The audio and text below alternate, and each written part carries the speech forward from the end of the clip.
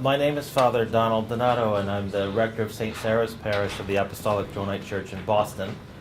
But today I'm going to be taking you through the wonderful world of St. Bonaventure and his journey of the mind to God. The original title of this work is Itinerarium Mentis and Deum, which can be alternatively translated as the soul's journey into God. But because of the kind of subject matter that we're dealing with here, this is, in my opinion, one of the most interesting and profound works of Catholic theurgy, if you will. I wanted to read to you the first part of his contemplation, which starts with some of the themes that we discussed yesterday. Since we must ascend Jacob's ladder before we descend, let us place our first step in the ascent at the bottom, presenting to ourselves the whole material world as a mirror through which we may pass over to God, the supreme craftsman. Thus we shall be true Hebrews, passing over from Egypt to the land promised to their fathers. We shall also be Christians, passing over with Christ from this world to the Father. We shall be lovers of wisdom, which calls us and says, "Pass over to me all who long for me, and be filled with my fruits. For from the greatness and beauty of created things, their Creator can be seen and known."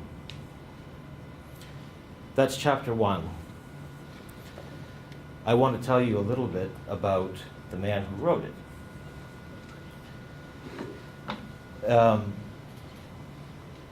First of all, the works of Bonaventure are available in English.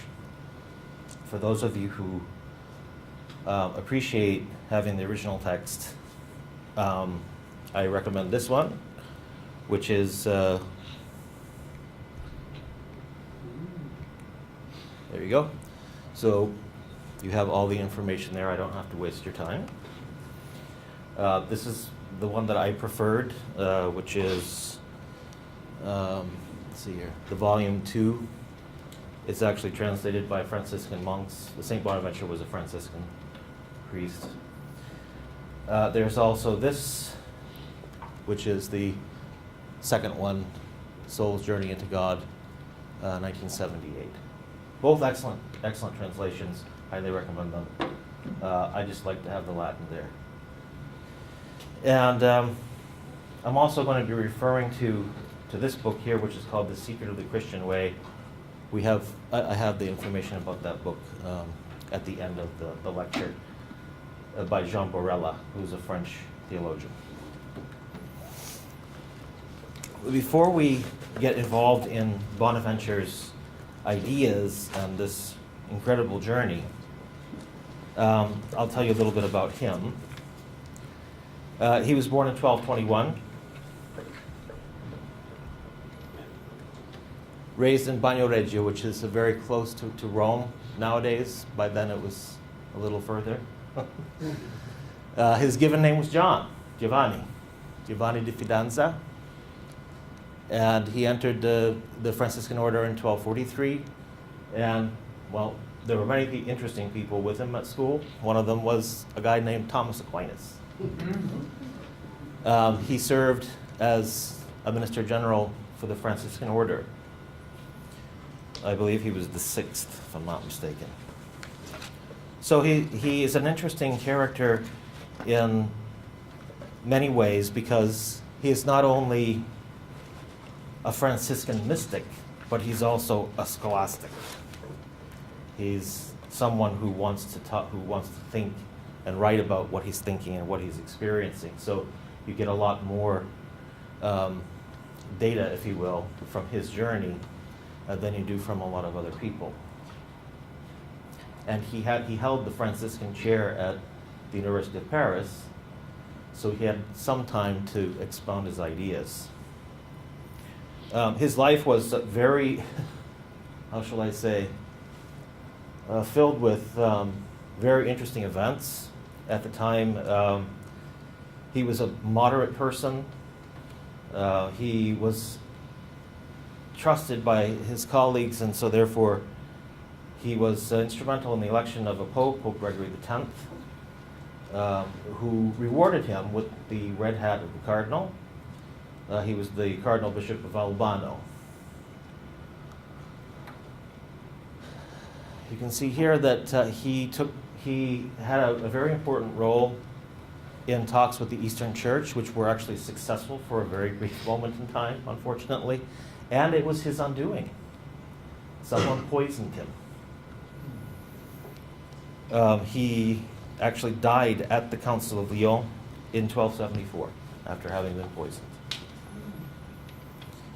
He was canonized on the 14th of April, 1482, by Pope Sixtus IV, and declared a doctor of the Church in 1588 by Sixtus V.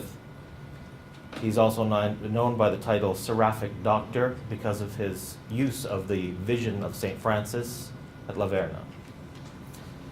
So Doctor Seraphicus is one of his names.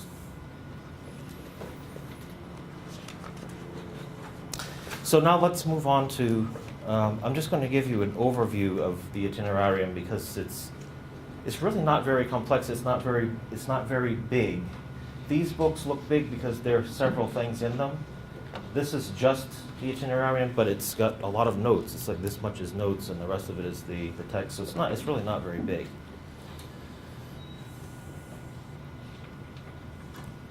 But I think that there's a distinction in the history of spirituality, particularly Western spirituality, in his work, in that he brings together some very interesting people. Anselm, Augustine. He uses a number of different sources, and he thinks that, and he believes strongly in the Aristotelian way, as his colleague did, Thomas Aquinas, that philosophy can open the mind. But he was much more specific about how it could open the mind. And I think the reason is because of his gnosis, because he actually had an experience. And he was drawing from someone else who had an experience, St. Francis. So you can see here, his basic thesis is this, that seeing God in nature, first thing, you heard it in the passage that I read to you. So you can appreciate non-intellectual material creatures are shadows or vestiges, literally footprints of God. And this is something that I've told people in the past that was my own experience, outside of an ecclesiastical experience, was actually looking at nature, looking at the patterns in nature. For me, it was my dog's tongue and a leaf, which looked very similar at the same time. And I thought, wow, that's definitely a footprint. So this is one of the first things. So he multiplies each one of these by 2 sections. That's how you get the seraphic wings, the 6 wings of the seraph. So then you move to the intellect, images and likenesses of God, the workings of the human mind and will, leading us to the illuminator of knowledge and donor of grace and virtue. So the intellect, he's saying, is actually the thing which, and this is very interesting for the debate about animals not having a soul, because if you look at it from this perspective, it sort of changes the way we understand that. Essentially, he's saying that the Logos communicates because it is reason, right? It is reason, pure reason. It communicates with us through the illuminator. So this is the reason why we say that humans have something different from animals. The intellect itself is what brings us to be able to hear, eyes to see, ears to hear, as we say, before we read the gospel. And therefore we have freedom of will. We're not just acting from instinct, or we shouldn't be, although, except at rush hour. The root of being is the third.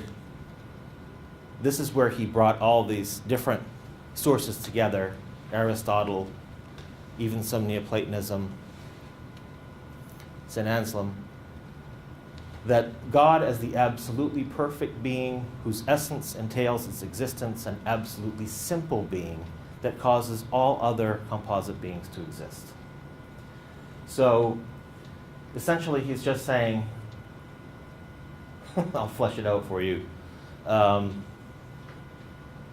even try to understand the ineffable, the Godhead, if you will, the Father. It's go into the darkness. Sit in the dark.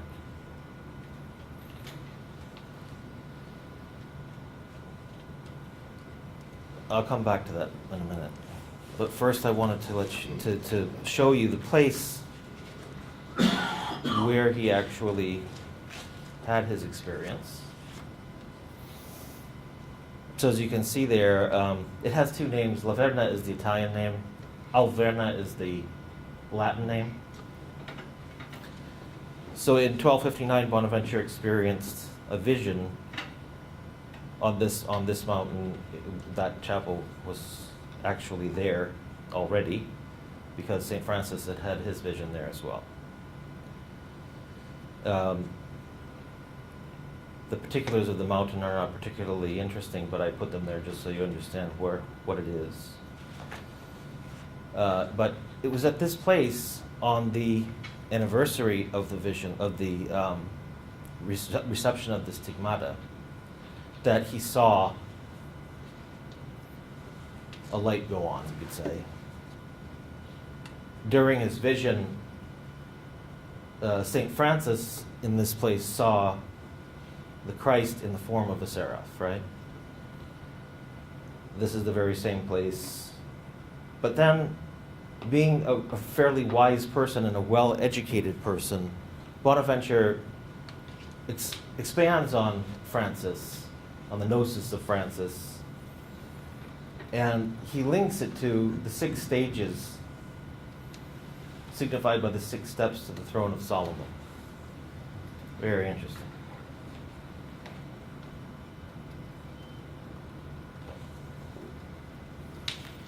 Nothing is without meaning in what he writes. Everything has a meaning, numbers.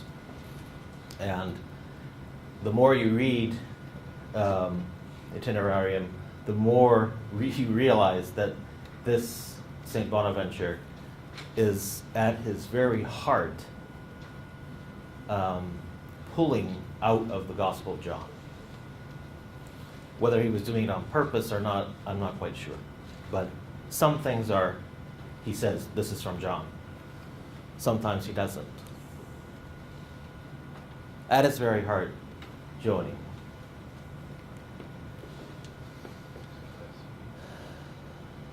That might look familiar to some people. It's one of the images of the seraph. So he sees this as sort of a way of understanding a pattern in a spiritual way of thinking. So instead of thinking like a human being thinks, in order to think like the divine, you have to use its language. So these numbers and this imagery is very important to the journey.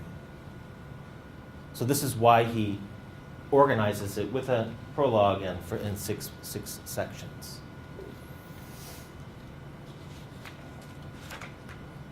So first, he says, first, therefore, I invite the reader to the groans of prayer through Christ crucified, so that he may not believe that reading is sufficient without unction, speculation without devotion, investigation without wonder, observation without joy, work without piety, knowledge without love, understanding without humility, endeavor without divine grace, reflection as a mirror without divinely inspired wisdom. So you see that this is his point of departure on this road to a kind of enlightenment, you could say, to understanding or to uniting his own intellect with the divine. And that is coming straight out of the Gospel of John here. The relationship between the Spirit and, coming up, you have the symbol of the Holy Spirit coming down in the dove. And this is a separation, but also a unification. So what we're really talking about is what happens here. When St. John, this is where we need to be when we start the journey. It's actually the 6th level, but this is what we're aiming for. And it has everything to do with John. The image of John is a kind of esoteric secret. And every single, even the motions that he makes in the gospel are filled with spiritual meaning. When I first saw this, I was overwhelmed, and I wouldn't stop talking about it. Maggie probably can attest to that. That it's a kind, what he's describing in this journey can be seen in John. And he actually puts the verses in by number. So some of you who are familiar with orthodoxy might have seen the descent of the mind into the heart, that phrase. But what we probably missed is that that's exactly what's happening. The image of leaning on Jesus' bosom. His head is going like this, and it's showing you the difference between this and this. So he's going like this. Oops, this is the wrong one.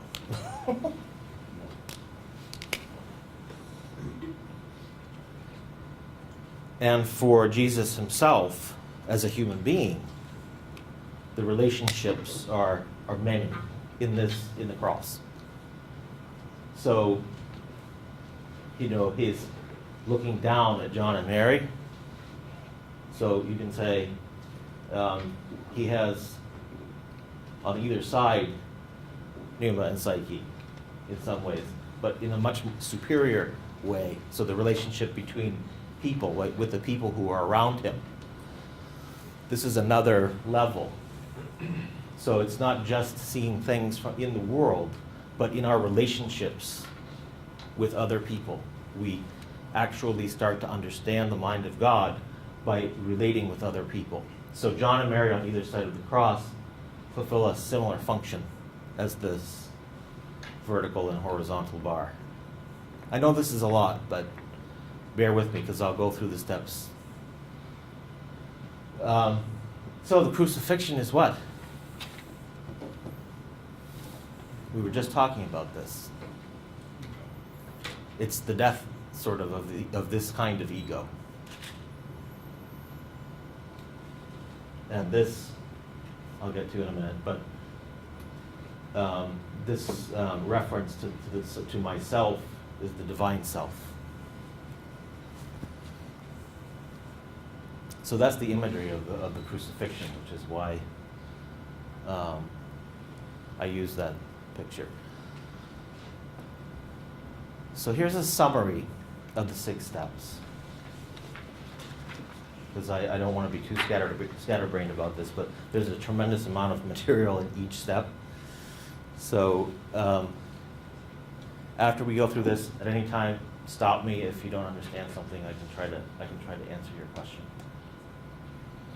So we already talked about the speculation on God and the vestiges in the universe. This is the first step. So here's Father Donald before he was Father Donald. He looks at his dog, and there's a plant in the window, and he sees something. And he says, wow, that's sort of like the epiphany stage, right?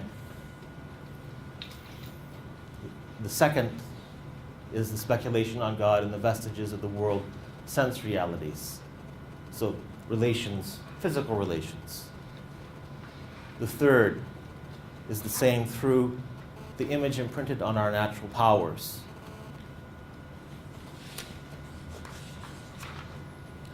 I'm going to give you some examples instead of, we can go back to this if you'd like to see them again, but I'll show you one by one.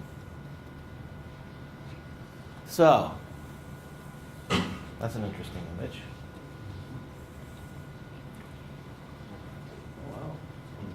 Wow. Yeah. So the two lower wings of the seraph symbolize seeing God through those footprints, signs in the subhuman world that point to God. So that's, that includes material things and things that we can understand through our senses. So that's why he divides them. Two lower wings. And through speculation, we encounter the logos as the medium. So going back to this, you could say, we'll go with it. So the logos is kind of like a tube. And it's pouring this here. But it can't do anything with this if it's working on this level. So that's why doing things for other people, so the image of John and Mary, this relationship between these three people, exemplifies the kind of divine self that is reborn, or that is awakened. It is not a sort of charismatic or evangelical or typical Christian conversion. It's not a change of heart. It's a process. And he's trying to show us that this vision that he had, and that St. Francis had, the six wings with the Christ face in the middle, is the thing that was teaching him that. Just like the image of John putting his head on the Master's bosom, as it says, or chest, is the same symbol for this. So, there's your footprints of God. And, they should never be overlooked in this high, falutin talk about theology and church and all the things that we do, because these things are just as much a part of the fullness as we are. And it's through them that we can understand that we are stewards, that we have a responsibility for them. Plus, they're goofy and they look funny. Sin cannot be unseen.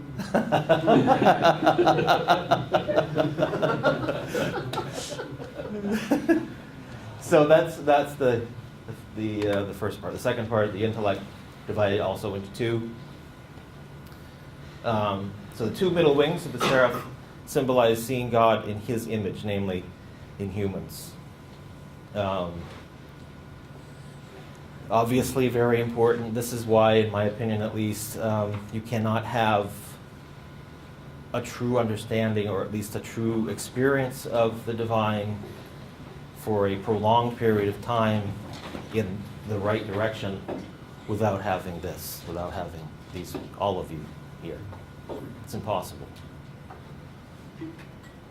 You learn through this. This is one of the steps.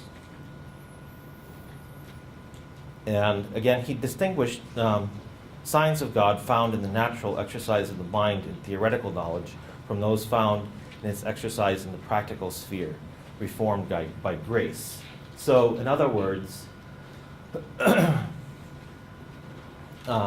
it's not just about being with other people, because you can be with other people and treat them horribly. We do that all the time. Reformed by grace, in other words, understanding who they are. And so in our ritual we show that, and everything that flows out of Johannite theology comes from that kernel, right? So this is coming down here, here. And we know that everybody else has that, at least a little piece of it. And from that, everything else flows. And when we do work in community and we start to understand at least this little piece of the mind of God, right? I mean, that unknowable thing. But at least I know it more than I did before. I know this much more about the mind of God than I did before, when I was last year or the year before or whatever. So we gracefully use our intellect to bolster ourselves up the chain. So my parishioners got together and put this little thing together to put it on Facebook for us when we had our first anniversary. It's a good example of how we can use our intellect to boost people up the chain. Simple things that we do. So simple. And it goes back to the original plan or the description of the ineffable, which was what? It was the ultimate simplicity.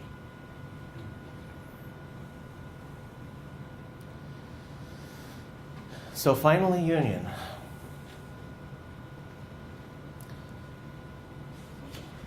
The two highest wings of the seraph symbolize seeing God in himself or itself. First, in the way reason sees God as having one divine nature, and then as faith sees God in the Trinity of persons. These three sets of twin steps culminate in the mental and mystical transport found in the mystical experience at the end of the journey. So here we finally start to see what God is.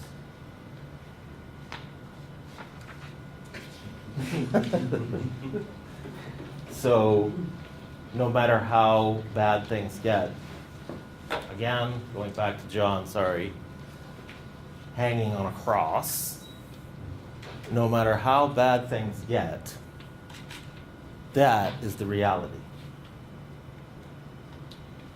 So even if you are dealing with this stuff, this is the thing that reminds you and is you and makes everything about you you.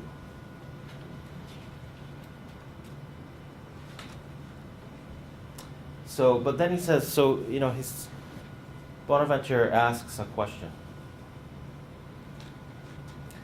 And at the end, it's full of the Gospel of John again.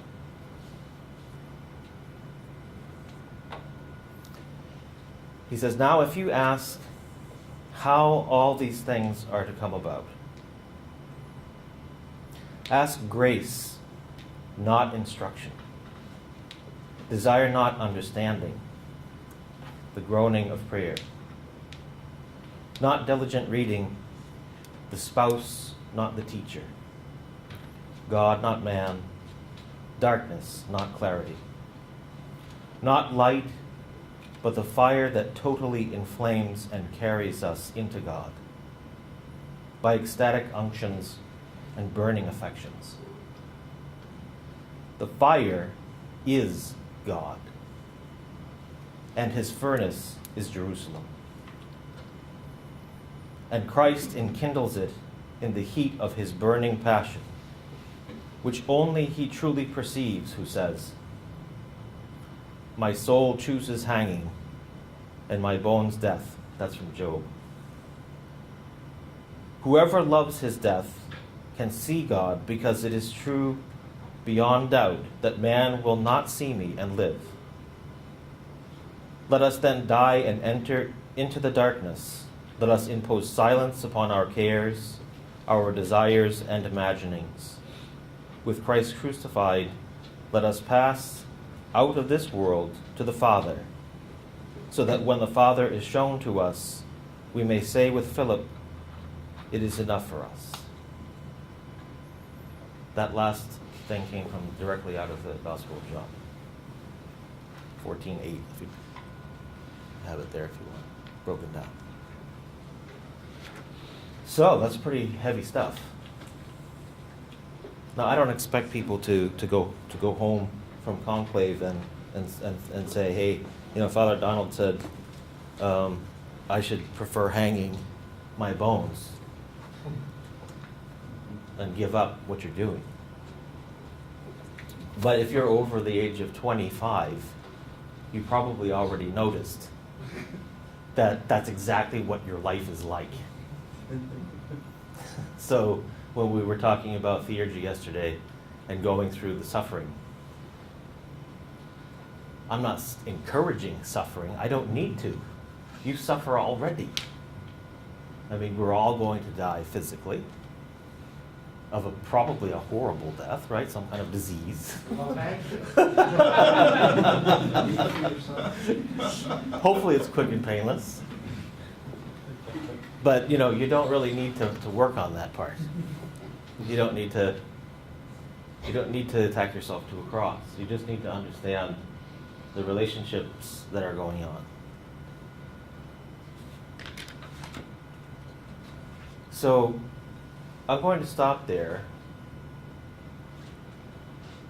I'm going to open it up to some questions. Further reading, highly recommend the first one, which really spells it out. It's a bit dry because it's an academic thing, but it's not very big. The Secret of the Christian Way.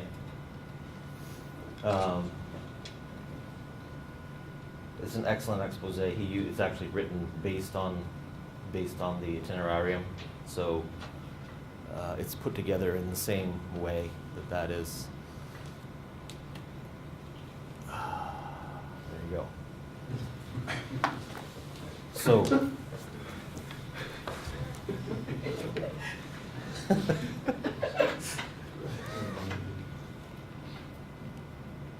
I wanted to go back to there. Okay.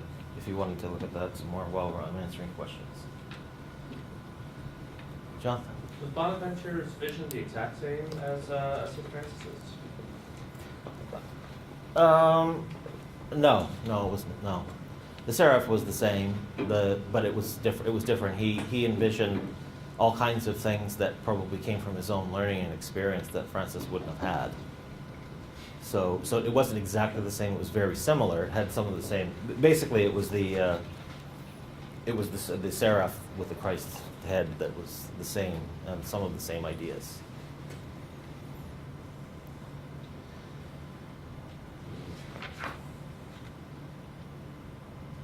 So I know it's a lot to try to grasp, but basically it's fairly logical, right? You see the yes. No, please continue. You see the foot, so you're starting from a place where you can really understand things, the footprints, as it were, and then you work up into the intellect, and then finally you're in this ecstatic relationship, or at least you're seeing things come and go. I think that these things they're certainly not linear in the sense that I don't think that there are people in this room who are at different levels. I think that you're at different levels all the time.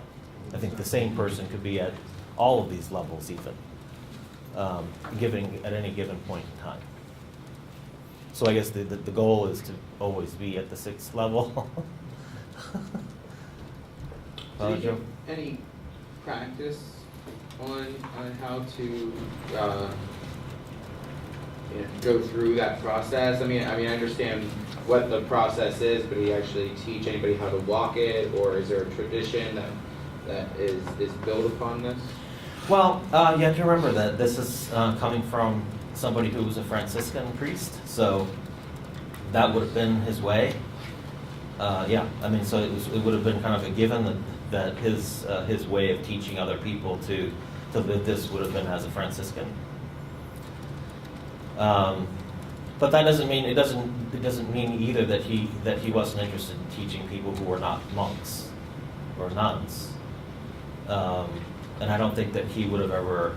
He certainly didn't mention monasticism as the be-all or even necessary or desirable. He never even mentions it, really. So it's obvious to me that obviously he's writing this for a certain group of people who could read, because in the 1270s, a lot of people didn't read, right? So it would have been people who were teaching other priests, basically. But I would say that if you wanted to find the actual practicum of St. Bonaventure, you would just look at the Franciscan rule.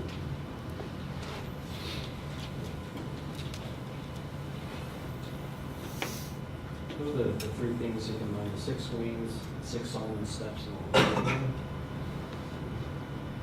Well, there are two sets of there are 2 sets of 3. So the 2 lower wings, the 2 lower wings. There's 3 sets of 2. 2 lower wings symbolize the vestigia, right? The footprints.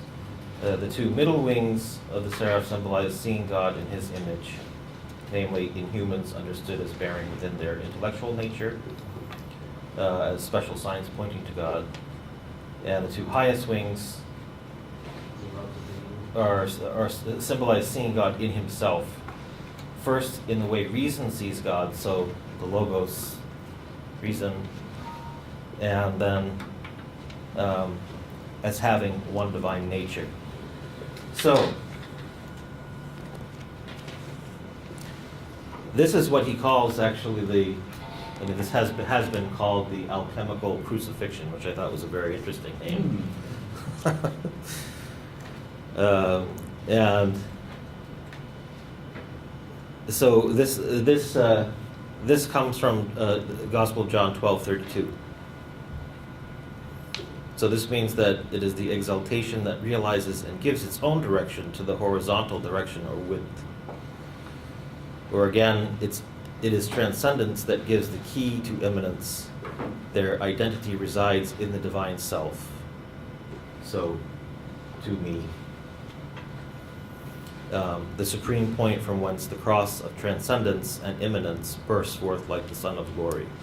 Very poetic, of course. But the pneuma and the psyche come up over and over and over again as in the last stage. This is sort of the battle that goes on between the mind and. So you've all seen it. You get overly intellectualized in seminary, especially, and you have a crisis because it all sounds like, well, there are so many different things that you can believe or not believe, and we know that scriptures are unreliable sometimes, and we know that traditions can be unreliable or difficult, or they don't reflect the kind of values that we have as Johannite. So. There's always that kind of relative problem. So this, I think, is open enough to allow you to kind of plug into that tube, of the logos and try to write it out. It's a two-way street, right? And so that, he talks, Bonaventure discusses relationship with the divine quite often. And you heard what he said about how you do this, right? You don't do it by reading books. He's not saying don't read books. Obviously, the guy is a chair at the University of Paris, right?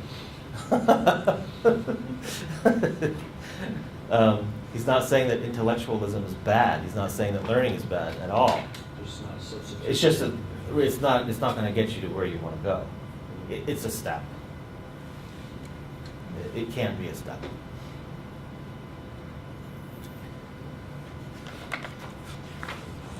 Any other questions?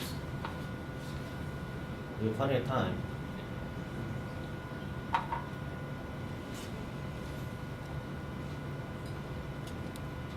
The first few steps are they more intellectual and logical? Is you are using your logic and your reason to look for the vestiges, and then you are transitioning from. Yes, yeah. Definitely. I mean, you're using.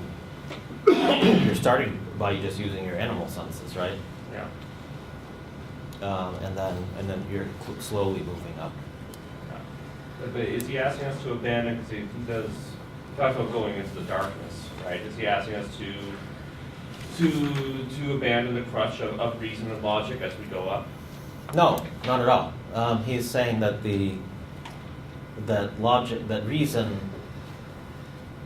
reason is the logos, right?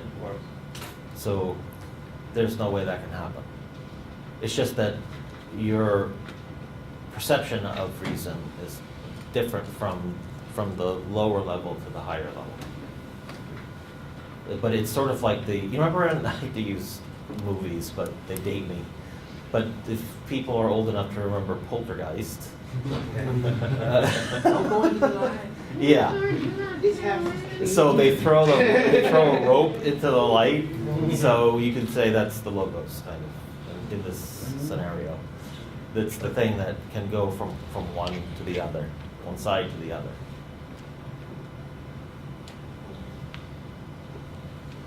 I'm not even sure I want to delve into this, but so much of this, since it starts out with seeing the vestiges of in the natural world, in the material world, is there any sense in which this is problematic for somebody coming from a Gnostic standpoint where materiality is always problematized, where materiality is always suspect?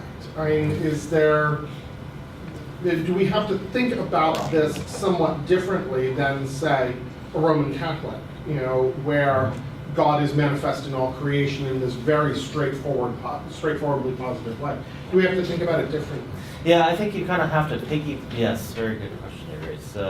You have to piggyback materiality along with the psyche problem.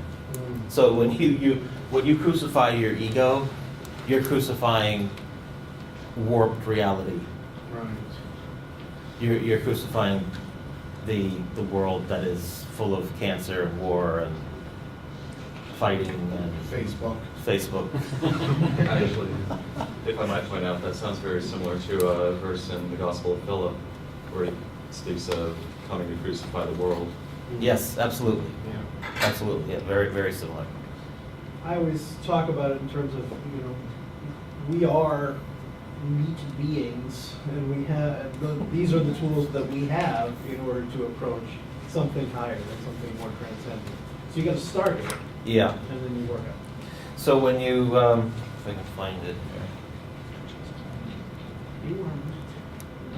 I don't know if it's intentional, but it almost seems like it can be cyclical as well, that experiencing learning. You said people can be at different levels or all these levels at once, or sometimes there's a roundabout sometimes before you can see God in nature, or even the footprints correctly, coming into that knowledge, maybe that just education, starting off there, and then, like you said, maybe, do you think you would have had that epiphany of the dog's tongue and the leaf, seeing that as something being deeper than just, oh, that's a coincidence. Seeing kind of a deeper, more spiritual meaning through that maybe the two going up and down of that cyclical learning, coming to a place where you can have eyes to see beyond just the basic. Yes. Yeah, that's, and again, it requires this, remember, when you go to, so you need the Logos, number one, even there, and then here, he's distinguishing between, so the two middle wings, seeing God in his image, in other words, people. So, but you can also interpret that as you are, or you as you would be without. Say, I don't like to use this term, but Hylic or Hilik, however you like to pronounce it, that's the sort of monkey man, and then Homo sapiens, being good. Being pulled along by, or you would say drinking through the straw of the Logos, or being pulled up by the rope. So, that's absolutely essential to his, Your Grace. That's actually really important to his ideas, which I find it really interesting because it doesn't really conflict with anything that we have. Yeah. Although it is built on the idea that the one and creation is perfect and it's just us that's messed up. I mean, I don't want to misrepresent Bonaventure here.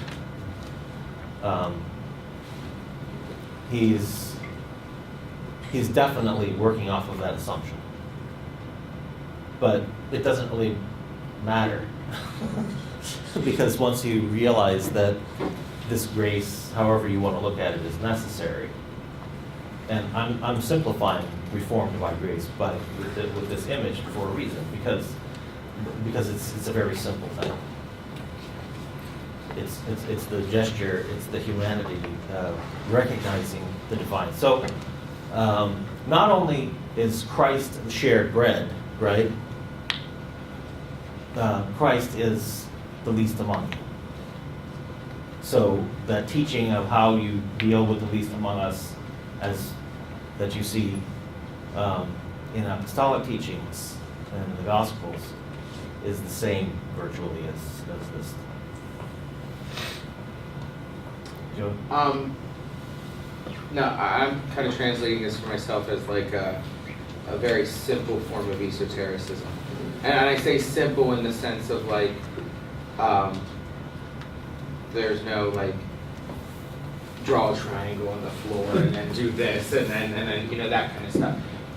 The goals are the same, you know, I think to a certain degree, with many other different paths to do that, but it seems like this one's not as like detailed. There's more forest than there's trees in this one, and I'm wondering, assuming that Bonaventure like came to grips with these other paths and it was like, okay, I understand that they're going in the same direction.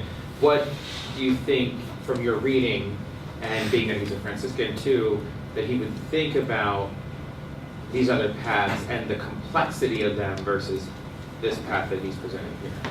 Well, I think that's the reason he wrote the thing in the first place, isn't it? Because he didn't think that he didn't think that his students were receiving enough information, or that this context of his, this gnosis of his, was so important that he would write it down, which in those days was unusual, right? New things were not necessarily encouraged in the 13th century. So, it's not that there weren't any new things. There was quite a lot of speculation going on at that time. Remember that the sort of, if you would think of the new industries that we have now. In Massachusetts, we have the bio industry or nanotechnology and all this stuff where they're building houses with bacteria. That sort of bleeding edge science was, when he was living, centered around the Eucharist and understanding and defining it. That was what universities were created for. I mean, it was to investigate the mysteries. So, in that context, and in the new era of scholasticism that he represents, the very first sort of class, you could say, they were definitely going out on a limb. And it wasn't just him. Of course, St. Thomas Aquinas, but there were others who were coming out with new material at that time. So, I'm not exactly sure if there's a relationship between the First Crusade and all the things that happened after that, and the building of the Gothic cathedrals and all this. We've all heard about these stories of bringing back knowledge and opening up minds and this kind of thing. Or it could also be mostly homegrown. I'm just saying, I was asking, like, do you think it's just a personal preference on his part, or do you think that they had legitimacy, or he felt it was that homegrown simplicity was a legitimate and necessary component to that, as opposed to it being more complex than it needed to be? Yeah, yes, absolutely. Because you can tell by what happens to him. So if you put it in a modern context, so you have someone who's going to his teacher's holy place. And his teacher represents everything that's simple about the one church, right? And it's a person who represents rebuilding the church, the spirituality of the church, which for us resonates, right? So the Franciscan ideal is something that he lives for, right? And he goes to the mountain where St. Francis, received the vision and the stigmata, and he's probably sitting there on a rock and he's thinking about it. And all of a sudden, he thinks, well, not only this, but he adds to it. And he starts seeing these, he starts putting two and two together, as it were, and building on the shoulders of St. Francis, where St. Francis was a very simple, fairly simple person, a fairly simple writer. And he was wealthy, and educated, but he was not. He wasn't an academic or before he entered. So yeah, I think that from a Franciscan point of view in the 13th century, they were absolutely looking to simplify. Yes, and that you could see it in him having this war within himself. Like he's like kind of like me and like you. We really like this stuff, but we know in our heart that it doesn't work a lot of the time because it's so complicated. So he's just dying to try to, and then all of a sudden, bing, he sees this image, and it starts making all this sense. And he's saying, it's not that difficult. Yes, sir? Actually, just to add to what you were saying, from a history of philosophy point of view, the way the story typically gets told is Saint Bonaventure really appears as a figure who's kind of a counterbalance to someone like Aquinas, who is really a very intellectual kind of person. I mean, he represents this very cognitive focused approach where he's taking all of this very complicated Aristotelian conceptual baggage and really using it to do the cutting edge research on things like the Eucharist and how the Trinity works and stuff like that. And Bonaventure represents a bit of a curve to that, where he says, well, you can't just do this all through thinking. You have to also have grace. You also have to struggle with the darkness of it. And so, yeah, that's obviously not talking strictly about the esoteric or spiritual side of it, but I think this push towards simplicity, towards a non-discursive gnosis is there strongly in Bonaventure as compared to someone like Aquinas. Yes, and he was famous a little bit after, partially because he was assassinated, which helps. Yeah, but and also, it's no small feat to get a pope elected and to bring the East and the West back together again. So, okay, pretty good resume. But he was definitely at that point where. There is no way that he could possibly describe in a simpler way to people that I'm sure he came across every day how this works for them. And I think that the imagery, the imagery is certainly a big help. And that's why. So this kind of led into what I'm probably going to talk about next year because I discovered all this stuff, correlation, sort of intertextual revelations coming out of him. But it's clear. I mean, I just can say for myself that I don't think there's any way that a person could have such an incredible and profound grasp of spirituality without actually having experienced it. I mean, I haven't been around that long, but I've been around long enough to smell things that aren't real, and he's definitely not in that category. Don't pause after that next time you do that. We will insert things. I've been around long enough to smell. He's definitely not in that group, but yeah. I just wanted to add or ask kind of to add what Joey was saying about the system and Bonaventure's thoughts on it. I'm assuming Bonaventure wouldn't have thought that this is his system or his thought necessarily, because it's coming out of vision. So it's revelation. He wasn't like, this is my system to get to God. I had the vision of the seraphim. Yes. Oh, these are what the wings actually mean. God is communicating this method to me. Yes. Yeah. Oh, absolutely. Yeah. And so, yeah, the image. So, what I'm getting at is, first of all,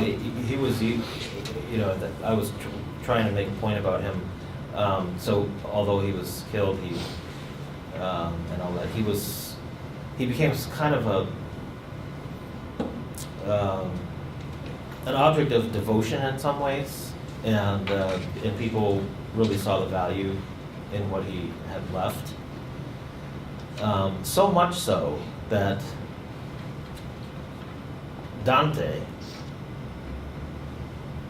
wrote about it. He was actually in paradise, flying with Beatrice. You might have seen the illumination of one of the more famous copies of the Paradiso, which has a picture, actually, it shows Bonaventure with his red hat and his Franciscan robes, and he's kind of flying across the top of all the saints with Beatrice. So, I mean, that's what Dante thought of him, and Dante was much grumpier than I am. So, I'm not saying something. And so he's very important. I think that what I'm trying to get at is I think that his reputation really speaks for itself within a very short period of time. You know, you have a lot of people who are just like, wow, this is incredible stuff. And I don't think it was the Kennedy factor where it's just because he was bumped off at the Council of Lyon, but I don't think that's just the reason why he became so popular or interesting. But unfortunately, he's kind of, well, another reason that when I started reading this, I was kind of sad that because I'd never really heard about it. And so I thought that I would share it with you because I thought it was about everything that we do. So, any other questions? No?